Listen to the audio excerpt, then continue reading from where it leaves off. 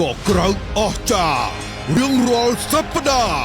การประกวดដ៏ស្វិតស្វាញបំផុតរវាងជើងខ្លាំងគុនខ្មែរប្រចាំប្រទេសនិងអ្នកប្រដាល់ឆ្លងទ្វីបក្នុងកម្មវិធីអ្នកចម្បាំងកម្លាំងកម្ពុជាថ្ងៃសៅរ៍ទី24ខែមករានេះខ្លាកំណាចទាំង4ទម្ងន់57គីឡូក្រាមត្រូវប្រឈមមុខដាក់គ្នា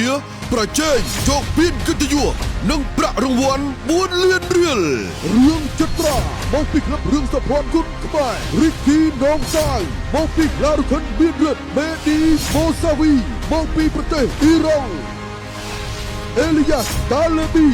មកពីព្រះរាជាណាចក្រម៉ារ៉ុកតើនរណានឹងក្លាយជាជើងឯកសម្រាប់សប្តាហ៍នេះកាន់តែពិសេសគូឯកប្រចាំរាត្រីនាងមាសបាត់ទាយមានជ័យឃីមបូរ៉ាប្រកួត60គីឡូក្រាមជាមួយអាមីរ៉ូលីយូសេហ្វីមកពីប្រទេសអ៊ីរ៉ង់សូមតាមដានការប្រកួតដ៏អស្ចារ្យមួយនេះលើកញ្ចក់ទូរទស្សន៍បាយ័ននិងទំព័រ Facebook Page ផ្លូវការ Cambodia Energy Drink ចាប់ពីម៉ោង 5:30 នាទីល្ងាចតទៅចូលរួមទស្សនាដោយសេរីនៅស្ទូឌីយោម៉ាស៊ីនត្រជាក់បាយ័នស្ទឹងមានជ័យនាំមកជូនលោកអ្នកដោយភេសជ្ជៈបើកម្លាំងកម្ពុជាថាមពលដ៏ជោគជ័យ